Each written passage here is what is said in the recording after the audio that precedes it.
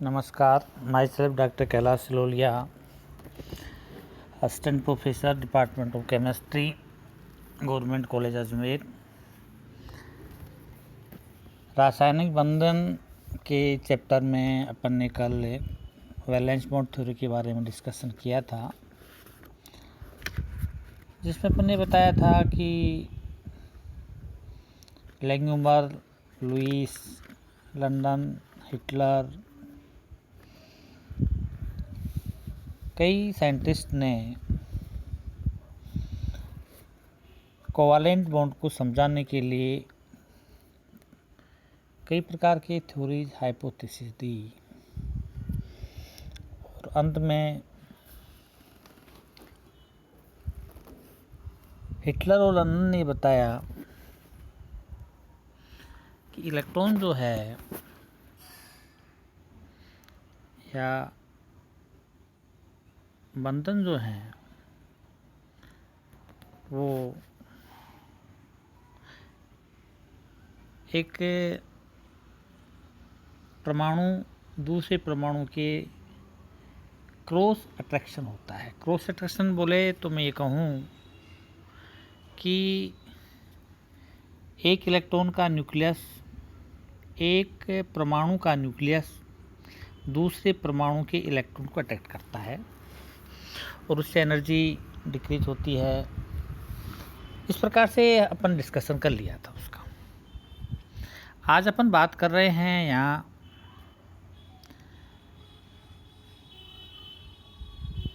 Hybridisation की। तो hybridisation बात कर रहे हैं तो इसमें सबसे पहले इसकी डेफिनेशन अपन ने बता दी थी कि अणु, परमाणु, आयन जिसमें लगभग समान ऊर्जा व आकृति के कक्षक आपस में मिलकर के समान ऊर्जा, समान आकृति के उतनी संख्या में नए कक्षक बनाते हैं, इन्हें संकृत कक्षक कहते हैं और इस प्रोसेस को संकरण कहते हैं। इसी के क्रम में आज अपन अध्ययन कर रहे हैं। संकरण में भाग लेने वाले कक्षकों की संख्या के आधार पर ये निम्न प्रकार का होता है, जिसमें सबसे पहले sp, sp2, sp3, sp3d, sp3d2, sp3d3 प्रकार के संकरण अणु में पाए जाते हैं। जिसमें सबसे पहले हम एस संकरण की बात कर रहे हैं, sp संकरण की बात कर रहे हैं तो वी आर वेल नोन कि एक एस कक्षक और एक पी कक्षक, दोनों की आकृति अलग है लेकिन सिमिलर, लगभग समान ऊर्जा के हैं। जैसे C2 के लिए या कार्बन के लिए बात करें तो कार्बन में 2s और 2p कक्षक हैं, तो वो लगभग समान ऊर्जा के हैं सेकेंड ऑर्बिट में। और ये कक्षक, ये गोलाकार है, ये डंबल शेप है, ये दोनों मिलकर के एक sp संकृत कक्षक बनाते हैं। दो sp संकृत कक्षक बनाते हैं, जो एक ये है, दोनों मिलके ये इस प्रकार से बनता है। बात करें एग्जाम्पल की, जैसे C2H4 की बात करें तो हम ये कहेंगे ये एक कार्बन है, दूसरे कार्बन का भी ऐसा ही होगा, जिनके मध्य कार्बन और कार्बन में बॉन्डिंग हो जाएगी। उसके बाद में एक लोब में H आ जाएगा और एक H इधर आ जाएगा। इस प्रकार से फिर P के दो ऑर्बिटल्स जो हैं वो अनहाइब्राइड इसके ऊपर रहेंगे, जो कोलेटरल ओवरलैपिंग करके पाई बॉन्ड बनाएंगे और इस प्रकार से ये C2H4 में बॉन्डिंग हो जाएगी। यहाँ बॉन्ड एंगल 180 का होगा। इसकी जो आकृति है वो लीनियर होगी।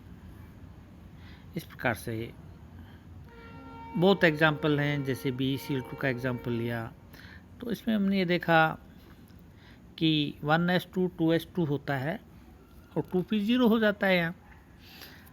अब यहाँ हम बात करते हैं BeH2 की बात करें या BeX2 की बात करें, कोई बात करें तो निश्चित रूप से कहेंगे कि केंद्रीय परमाणु या सेंट्रल एटम के यहाँ दो सब्स्टिट्यूट लगे हुए हैं। तो दो सब्स्टिट्यूट लगे हुए हैं तो दो अनपेयर इलेक्ट्रॉन होने चाहिए। इसलिए 2 ग्राउंड अवस्था में बॉन्डिंग नहीं बनाएगा और 2s का एक इलेक्ट्रॉन एक्साइटेड स्टेट में प्रमोट होकर 2p में जाएगा और इससे एक्साइटेड स्टेट ये बनेगी और इससे लीनियर परमाणु बन के हाइब्रिड करके और बॉन्डिंग बनाएगा। इस प्रकार से और भी एग्जाम्पल हैं sp के, जिसमें हम समझा सकते हैं कि BeCl2 है, BH2 है। एंड देन अन्य एग्जाम्पल की बात करें तो हम ये कहेंगे NO पॉजिटिव है, CO है, SCN है, CO2 है। ये एग्जाम्पल हैं, जैसे यहाँ लिख दें ये CO2, SCN, NO positive, so on, let's go. फिर हम बात करते हैं sp2 संकरण की।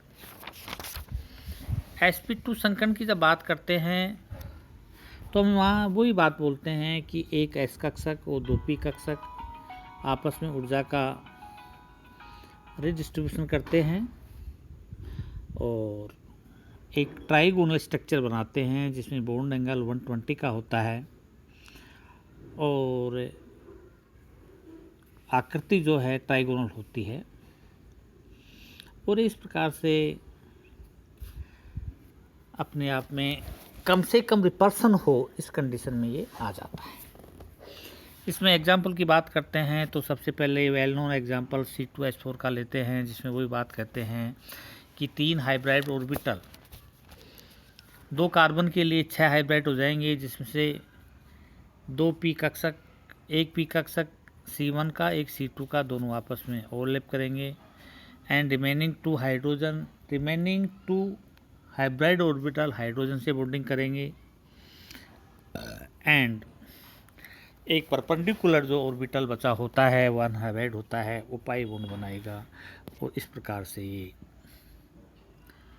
sp2 संकरण में आएगा। नेक्स्ट हम बात कर रहे हैं sp3 की। sp3 की हम बात करेंगे तो हम ये कहेंगे कि एक s और 3 p ऑर्बिटल आपस में मिलकर के टेट्राहेड्रल आकृति बनाते हैं। बॉन्ड एंगल 109 डिग्री 28 मिनट होता है। आकृति चतुष्फलक की होती है और इसके जो एग्जाम्पल्स हैं वो CH4 है, NH3 है, H2 है, सो ऑन। और इसमें वही प्रोसेस है कि इलेक्ट्रॉन आवश्यकता अनुसार अनपेयर्ड हो जाएंगे, बॉन्डिंग बना लेंगे। उसके बाद हम बात करते हैं sp3d की। sp3d की हम बात करते हैं तो इसमें बेसिक रूप से 2-3 बातें अलग से हैं जो मैं आपको बता दूं कि यहाँ 2 प्रकार के बॉन्ड होते हैं। क्योंकि इसकी आकृति ट्राइगोनल बाइपिरामिड होती है तो ट्राइगोनल का मतलब 3 एंगल्स जो हैं वो इक्विटोरियल बॉन्ड होते हैं और 2 एक्सियल बॉन्ड होते हैं। और यहाँ जो 5 बॉन्ड हैं इनकी डिस्टेंस समान नहीं होती, ऊर्जा समान नहीं होती। एक्सियल बॉन्ड की डिस्टेंस जो है वो हमने यहाँ 1.57 की है और इक्विटोरियल की हमने 1.53 एंगस्ट्रॉम बताई है।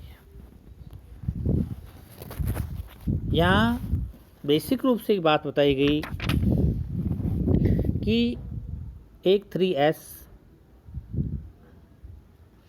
एक pxy और py, px और py,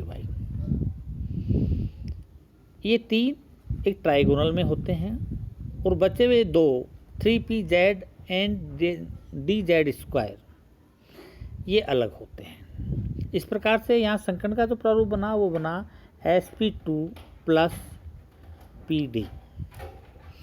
इनको जोड़ते हैं तो sp3d3 आ जाता है। और इसके एग्जाम्पल की PCl5 है, PF5 है, ClF3 है, BrF3 है, SF4 है, TgCl4 है। 100 लॉट ऑफ एग्जाम्पल्स इसको हमने ClF3 से समझाया है, यहाँ बताया है कि ये sp2 संकरण है और ये pd संकरण है, और इस प्रकार से ये हाइब्रिडाइजेशन बनाता है। नेक्स्ट हम बात करते हैं sp3d2 की। उसमें वही बात कहेंगे, एक s ऑर्बिटल, 3 p ऑर्बिटल और 2 d ऑर्बिटल हैं।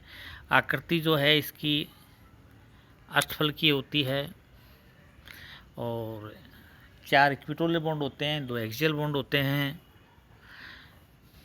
इसमें भी वही आवश्यकता अनुसार जितने अनपेयर इलेक्ट्रॉन चाहिए उसी प्रकार से इलेक्ट्रॉन, परमाणु के इलेक्ट्रॉन ग्राउंड से एक्सेस स्ट्रीम चले जाते हैं और बंधन बनाते हैं। जैसे यहाँ एग्जाम्पल XeF4 है, AlF3 - 3 है, PF6 है, सो ऑन। यहाँ इसी प्रकार का ये डिस्कशन है, सेम प्रक्रिया है। लास्ट sp3d3 की बात करते हैं तो वही बात कहेंगे कि यहाँ 7 हाइब्रिड ऑर्बिटल हैं। आकृति जो है वो पेंटागोनल बाइपिरामिड होती है और बॉन्ड एंगल जो है यहाँ 72 और 90 के होते हैं। एंड इसके एग्जाम्पल IF7, XeF6, सोन, ये बातें हमने बताई। इसके बाद में अपन चाहेंगे कि इसको हम समराइज लें, एग्जाम्पल बताएं, तो इसके बारे में जो उन्हें बताया है उसी का हम एग्जाम्पल लिख करके एक्सप्लेन करना चाहते हैं।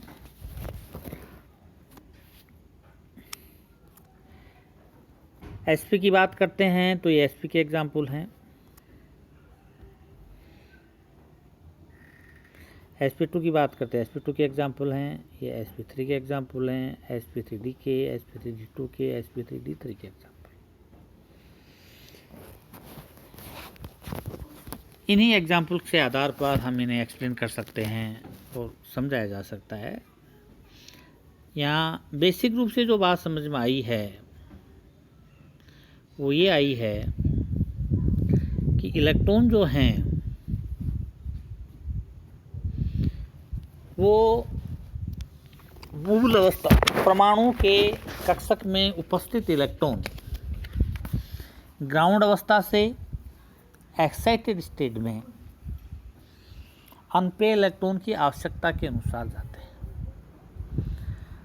फिर वो एक निश्चित आकृति बना लेते हैं और उस आकृति में यदि ऑर्बिटल है, इलेक्ट्रॉन है, तो बॉन्डिंग हो जाएगा। लोन पेयर है तो सेंट्रल एटम सब्स्टिट्यूट को दे देगा, और यदि वैकेंट इलेक्ट्रॉन है तो सब्स्टिट्यूट वैकेंट ऑर्बिटल को इलेक्ट्रॉन को देगा।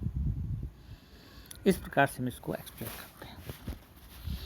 अब हम आगे एक नए टॉपिक की बात कर रहे हैं जो ग्लेस्पी और नियोन ने 1957 में दिया था, और वो है वेस्पर थ्योरी, जिसे हम valence shell electron pair repulsion कहते हैं। और इसका मतलब होता है कि संकरण के अनुसार आकृति, यदि सभी कक्षक, यदि किसी अणु में सभी इलेक्ट्रॉन बॉन्ड पेयर हैं अर्थात बंध में हैं, तो उसकी आकृति रेगुलर होती है, सममित होती है, टेट्राहेड्रल होती है sp3 की, ट्राइगोनल होती है sp2 की, रेखीय होती है। लेकिन बॉन्ड पेयर के साथ साथ वहाँ लोन पेयर भी है, तो आकृति संकरण के अनुसार नहीं रहती, आकृति विकृत हो जाती है। और इस विकृति को समझाने के लिए ग्लेप्सी और न्यूमैन ने एक सिद्धांत दिया, valence shell repulsion theory. Valence shell repulsion theory, इसकी डिटेल डिस्कशन हम करेंगे। इससे पहले मैं ये बता दूं कि यहाँ दो बातें महत्वपूर्ण हैं। एक होता है केंद्रीय परमाणु और एक होते हैं उसके सब्स्टिट्यूट्स। दो बात होती है। और हम महत्वपूर्ण बात ये कहते हैं कि केंद्रीय परमाणु से जुड़े सब्स्टिट्यूट के मध्य एक बंध होता है जिसमें इलेक्ट्रॉन होते हैं, बॉन्ड पेयर होते हैं, और केंद्रीय परमाणु पर बॉन्ड पेयर के अलावा यदि कोई इलेक्ट्रॉन हैं तो उन्हें लोन पेयर कहते हैं, एलपी कहते हैं। अब यह प्रश्न ये होता है कि केंद्रीय परमाणु पर उपस्थित लोन पेयर इलेक्ट्रॉन कितने हैं, एक पेयर है या दो पेयर है। जितने अधिक लोन पेयर इलेक्ट्रॉन होंगे उतना अधिक उनमें प्रतिकर्षण होगा, और जितना अधिक प्रतिकर्षण होगा उतना ही बॉन्ड एंगल बढ़ेगा।